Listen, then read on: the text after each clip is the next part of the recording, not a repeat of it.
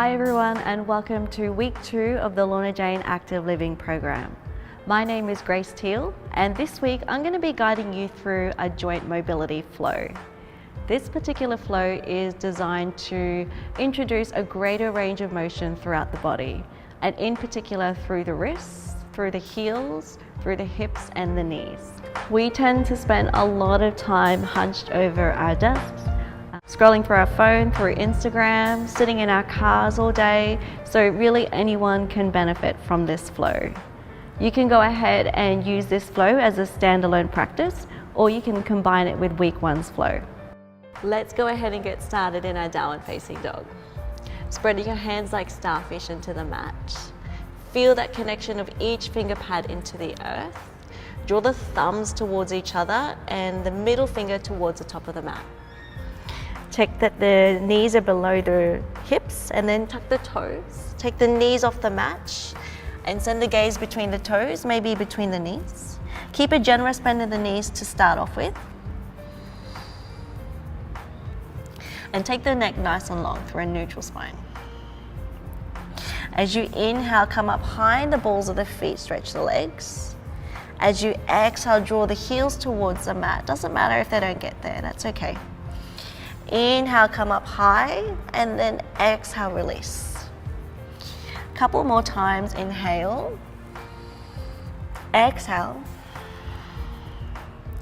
Last one, inhale, keep pressing the floor away actively.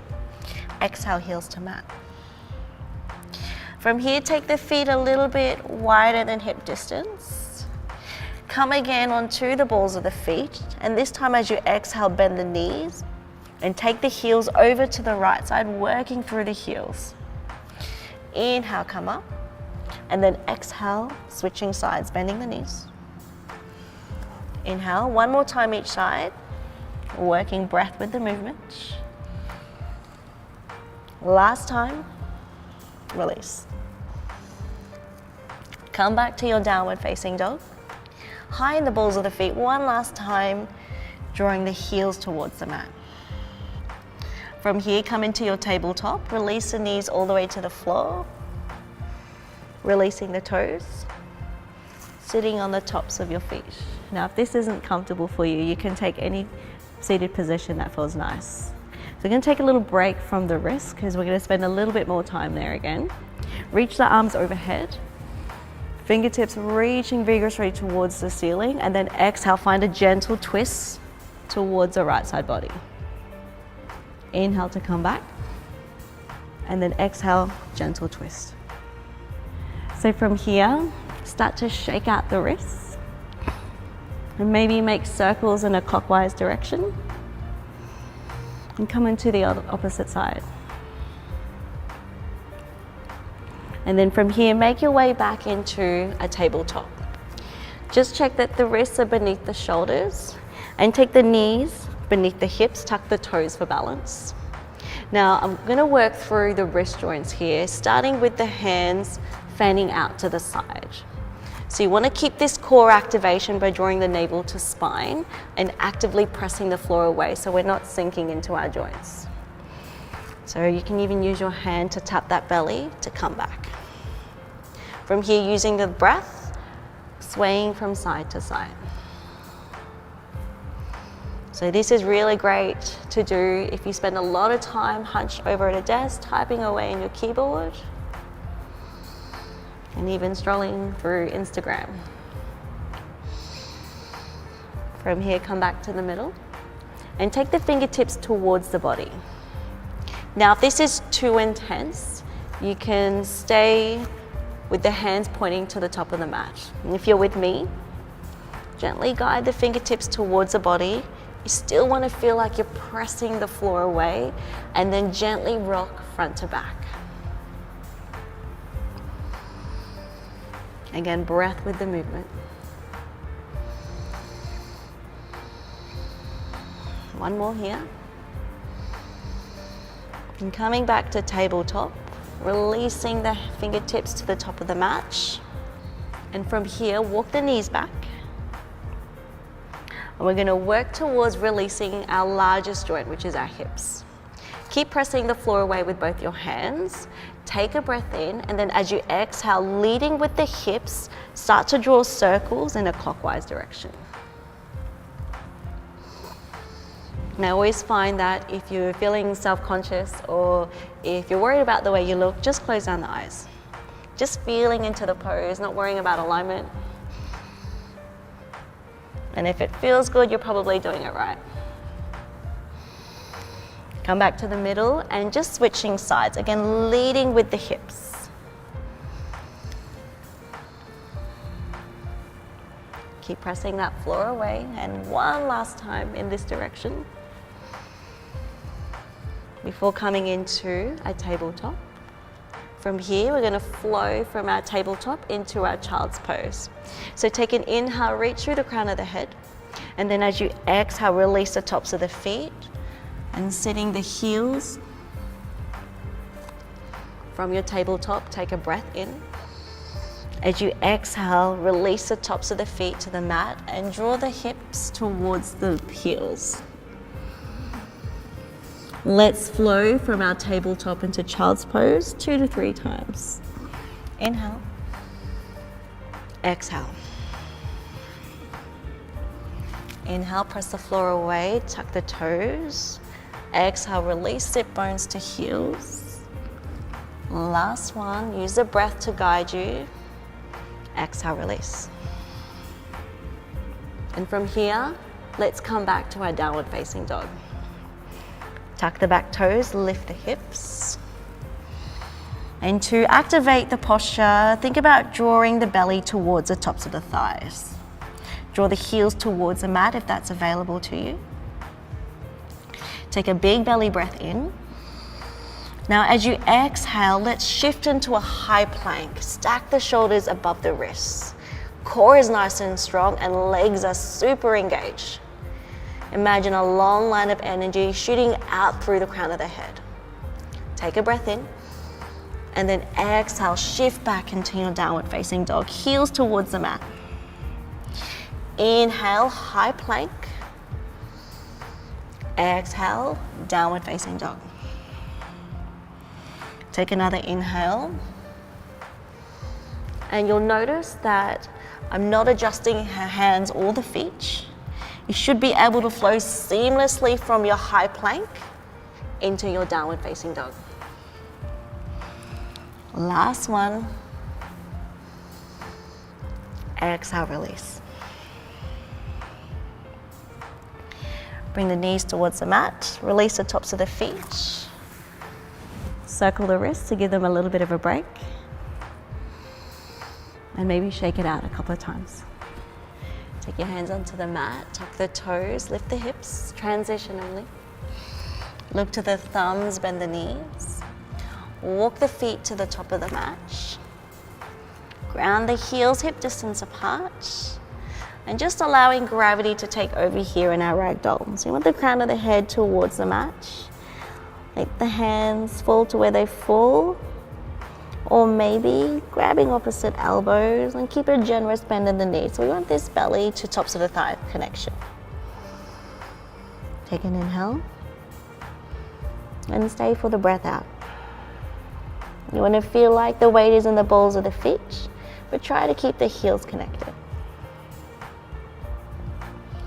On your next inhale, take a halfway lift. Hands come to the shin bones. Back is flat. Exhale, soften knees again, fold forward. Reach the arms overhead, gaze towards the thumbs. And then exhale, hands to heart. From here, let's take a chair pose.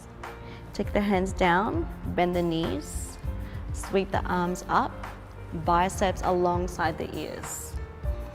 You want a generous bend into both your knees. Draw the weight in towards the heels, lift the chest, and then think about reaching the fingertips vigorously towards the ceiling. Now draw the shoulders back. Take an inhale. From here, we're going to work with the knee mobility. Take an inhale and then start to make circles with the knees, starting in a clockwise direction. If this feels strange, you can take your hands onto the hips I like to keep them on the knees.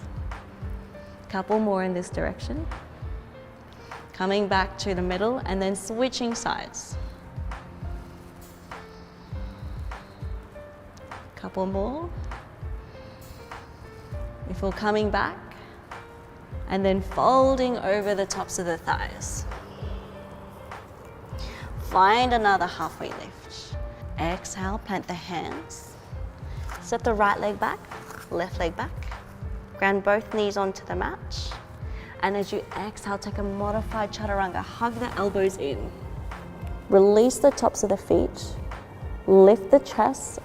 Open up in baby cobra. Exhale, chin to mat. Again, inhale.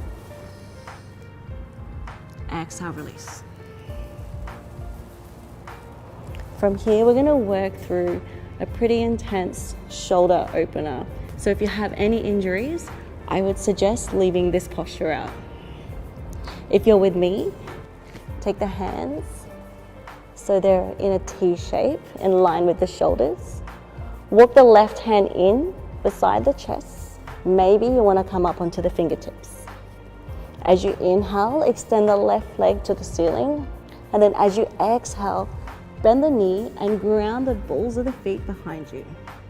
If you need more, take the heels to the mat and gently press the left fingertips away from the floor. So you should feel the stretch to the front of the shoulder.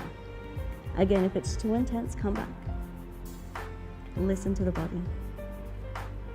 Inhale. And stay for the breath out. Next inhale, release the toes. Come all the way back. Release the left hand down by the side. Let's take this on the opposite side. Walk the right hand in. Extend the right leg towards the ceiling. Bending the knee, come up high in the balls of the feet. Stay here if this is enough. If you feel like you can do with a little bit more, ground the heel. This is our broken wing pose. It's not hard to see why. Take an inhale, come all the way back. And from here, press your hands down to the earth, tuck the back toes. Find your way into tabletop, sitting on the tops of the feet before swinging the legs towards the front of the room. So from here, let's go ahead and take our hero pose. Now this posture can be pretty intense, so try and take the modification that feels nice in the body. So in a hero pose, you want to bend into the right knee, send the weight onto the left sit bone, tuck the right foot so it's sitting next to the right hip bone, and check that the knee is facing towards the top of the mat. If this is intense enough, stay here. If you feel like you need a little bit more, bending into the left knee, sending the weight onto the right hip bone, tuck the left foot beside the left hip. Now take your hands behind. If you are just working with the one leg, that's okay. You can still take this variation. Take the hands behind, fingertips towards the top of the mat. Stay here if that's enough. If you feel like you could do a little bit more, come onto the elbows. Again, if that's enough, stay here. If you feel like you need a little bit more, and just check that the knees aren't splaying out or working their way in. We want them facing directly towards the top of the mat. Come all the way onto the back, safely and mindfully, and reach the arms overhead, grabbing opposite elbows. Deep belly breaths in and out through the nose. Now, if you are just working with the one leg, come back safely, pressing the hands onto the mat and then switching sides. You want to take even breaths in and out through the nose, left side and right side. Close down the eyes as we come towards the end of our practice.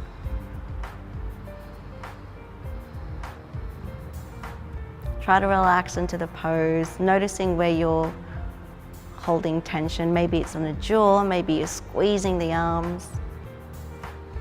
Just relax, full surrender.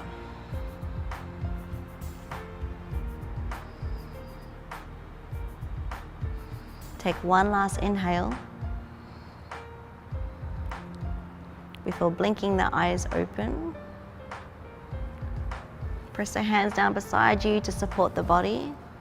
And any way you can, slowly and mindfully, maybe using the elbows to come all the way up,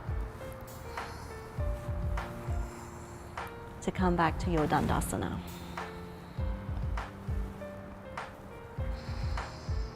From here, let's take our Paschimottanasana, our forward fold. Reach the arms overhead. And then as you exhale, catch the ankles or maybe the bottoms of the feet. Now, if you live in a tight body like myself, then you can just start with the knees bent down very generously. And then as you exhale, work the heels towards the top of the mat. You want to try to keep the chest lifted. And then as you exhale, folding into your Paschimottanasana a little bit deeper. Try to avoid this sort of rounding through the back. And then eventually, the knees start to straighten.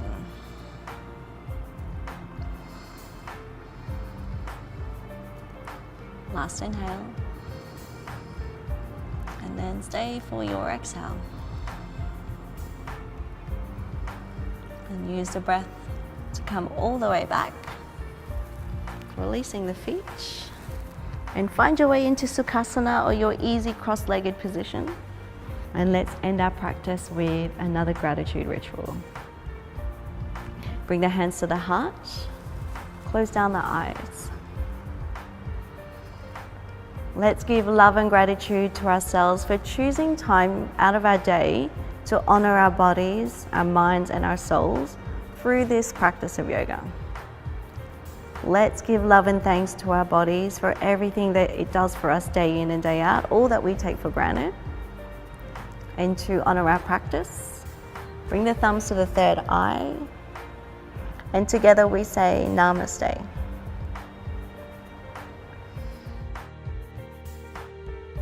That completes week 2 of the Lorna Jane Active Living program. I hope you enjoyed this flow just as much as I've enjoyed making it for you. If you'd like to share, go ahead and tag us at Lorna Jane Active and use our hashtag Active Living program so we can see your progress. You can find me on Instagram at GraceTealYoga, or you can check out my website at gracetillyoga.com. See you next time.